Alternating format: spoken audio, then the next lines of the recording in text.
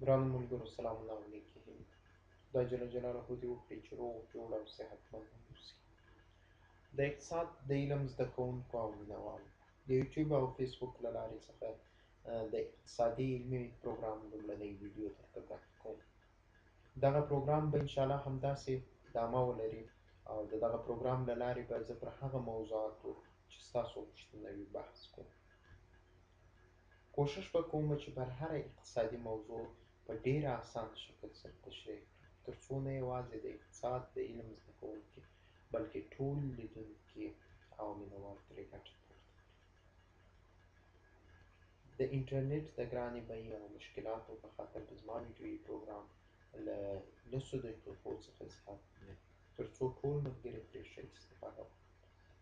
د دغه پروګرام د لا ښه والي په خاطر ستاسو کمنټونه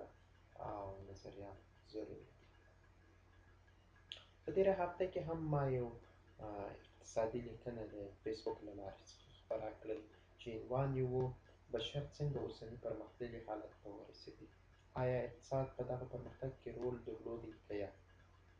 په اصل کې اقتصاد پوهان وایي د بشري تمدن کیسه په اصل کې د اقتصادي پرمختګ کیسه ده. په تدریجي ډول د اقتصاد په پرمختګ سره د انسان په ژوند، عملاتو او حتی اهدافو کې هم دوامداره تغییر راغلی دی او هم به راځي. په ننني عصر کې چې کوم پرمختګونه موږ تاسې وینو، دا ټوله د انسان د مبارزې او د مشکلاتو په وړاندې د استقامت نتیجه ده، چې یو ښه مثال یې هم د پیسو رامنځته کېدل دي او په ننني عصر کې د بانکونو ATM سیستم او حتی آنلاین شاپینګ او آنلاین ترانسفر د پیسو، دا ټوله هغه سیستمونه دي چې انسان د دې لپاره ډېر سخت زیار ایستلی دی ترڅو ننني عصري او پرمختللي شکل ته یې ځان رارسولی.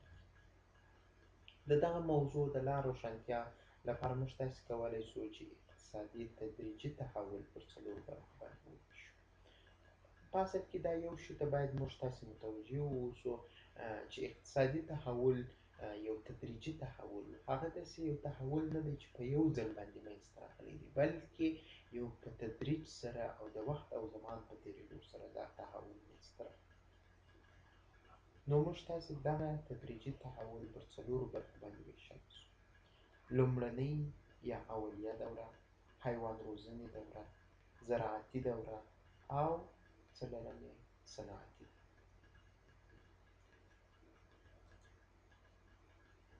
اوس به راسو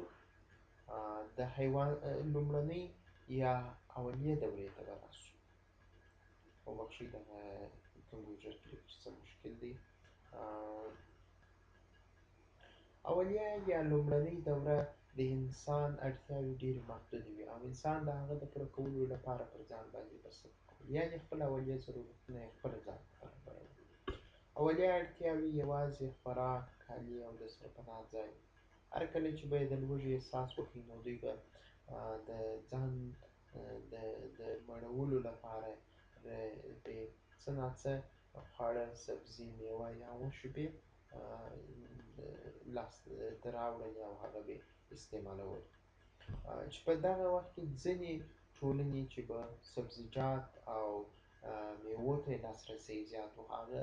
یې ډېر له میوو او سبزیجاتو څخه استفاده کوله او هغه ځایو کې چې به بیا د خلکو او د هغه ټولنو لاسرسی و غوښو ته ډېر و، هغوی به له غوښو څخه استفاده کوله. چې اقتصادي تاریخ پوهان دا هم وایي چې د هندو مذهب دغه ویجیټیرین او نن ویجیټیرین یعنې غوښې خوړونکي او سبزي خوړونکو نظریه هم له دغه ځای څخه سرچینه اخلي یا د همدغه ځای څخه پیلېږي. خو خیر په هر صورت نو هغه کسانو چې به له حیواناتو له غوښو څخه ګټه اخیستل، هغوی به یې له پوستونو څخه ځان ته کالي جوړوله او د هغې له غوښو څخه به یې خوراک ځان ته آماده کاوه او هغه چې بیا له سبزي جاتو څخه او له میوو څخه به یې ګټه اخیستله، نو همدارنګه د ونو له پاڼو څخه به یې ځان ته کالي جوړول. چې په دې سره کرار یو وخت هغه ټولنې چې حیواناتو له غوښو څخه استفاده کول او هغه ټولنې چې د سبزیجاتو څخه استفاده کول دوی سره مخامخ سوله او دوی سره وپېژندل، نو په هغه صورت کې دوی دې ته متوجه سول چې زموږ او د دوی د خوړو او خوراک ترمنځ تفاوت شته، او دوی په دې فکر کې سول چې څنګه وکولای شي چې غوښه خوړونکي له سبزیو څخه استفاده وکړي او سبزي خوړونکي له غوښو څخه استفاده وکړي، چې په اصل کې د بارټر سیستم یا جنس په جنس تبادلې لومړنی پیل هم همدغه بللی شو. له دې نه بعد کله چې اولیه دوره ختمېدو باندې سوله، دلته موږ تاسې د حیوان روزنې دورې ته داخلیږو. د حیوان روزنې دوره په دې وخت کې هغه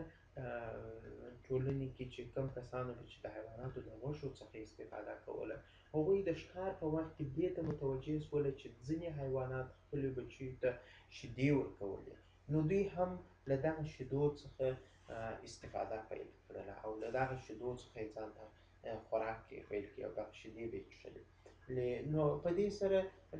دوی څه ناڅه په خپل ژوند کې ارامتیا احساس کړل، ځکه چې له میوې، سبزي او د دغه حیواناتو له شیدو څخه به یې ځان ته تغذیه او خواړه برابرول، چې په دې سره کرار دوی د دغه حیوانانو نو روزنې ته هم متوجه سول، تر څو دغه حیوانان په اهلي ډول سره وروزي او له دوی له شیدو څخه استفاده وکړي، چې دلته موږ تاسې زراعتي دورې ته داخلیږو یا زراعتي پړاو ته.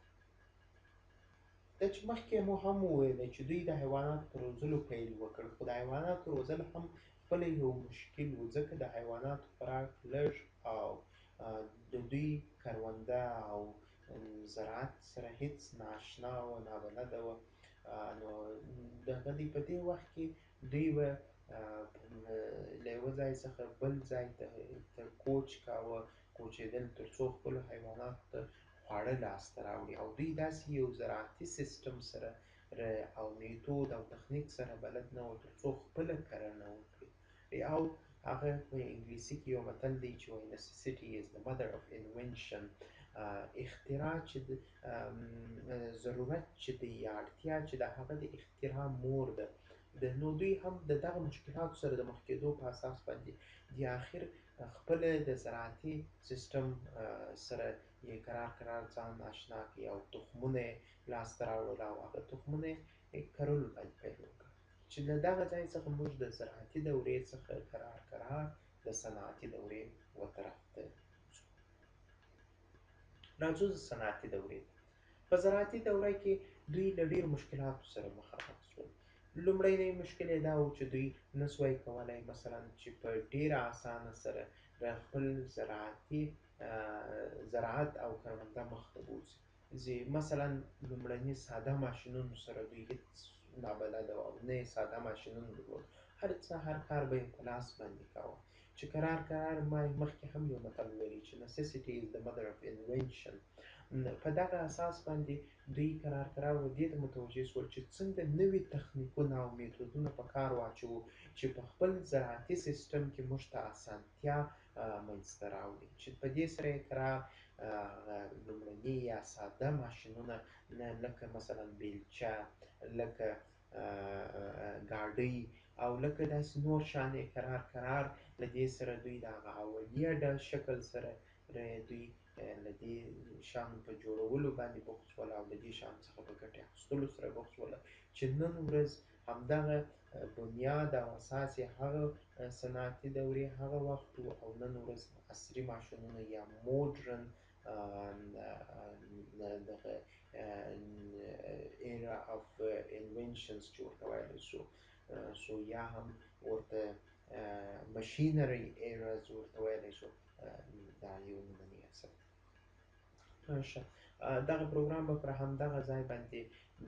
پای ته ورسو، او په راتلونکي پروګرام کې به انشاءالله